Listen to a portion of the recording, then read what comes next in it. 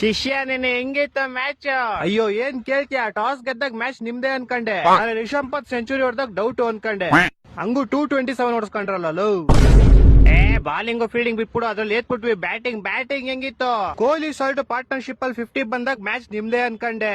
ಅರೆ next ಓವರೇ salt out ಆದಾಗ ಸ್ವಲ್ಪ ಡೌಟ್ ಅನ್ಕಂಡೆ.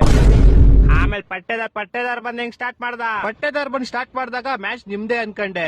ಆದ್ರೆ ಪಟ್ಟೇದಾರ್ ವಿಕೆಟ್ ಬಿದ್ದಾಗ back to back Livingstone wicket ಬಿದ್ದಾಗ ಸ್ವಲ್ಪ ಡೌಟ್ ಅನ್ಕಂಡೆ.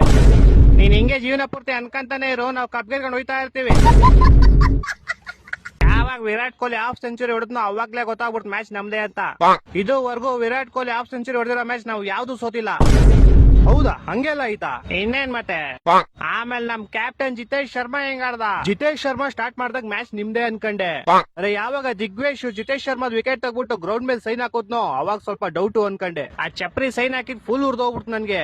ಆದ್ರೆ ಅವ್ನ್ ಸೈನ್ ಮೇಲೆ ಯಾವಾಗ ಅಂತ ಆಂಬ್ಯುಲೆನ್ಸ್ ಹೋಯ್ತು ನೋಡು. ಅಜ್ಜಿ 1 ರನ್, ನೆಕ್ಸ್ಟ್ ಫ್ರೀ ಹಿಟ್ ಗೆ ಜಿತೇಶ್ ಶರ್ಮಾ 1 6, ಮ್ಯಾಚ್ ನಮ್ದೇ ಫಿಕ್ಸ್. ನೀನ್ ಏನೇ ಹೇಳು, ಅವ್ನ್ ಸಿಗ್ನೇಚರ್ ಮೇಲೆ ಆಂಬ್ಯುಲೆನ್ಸ್ ಹೋಗಿದೆ ಮಸ್ತ್. ಸಿಗ್ನೇಚರ್ ಅಲ್ಲ ಕಣ, ಅವ್ನು ಚೆಕ್ ಮೇಲೆ ಸೈನ್ ಹಾಕೊಟ್ಟಿದ್ದು. ಚೆಕ್ ಮೇಲೆ ಸೈನ್ ಹಾಕೊಟ್ಟಿದ್ದ? ಬಿಡು, ಚೆಕ್ ಬೌನ್ಸ್ ಆಗೋಯ್ತಲ್ಲ ಹೆಂಗೆ?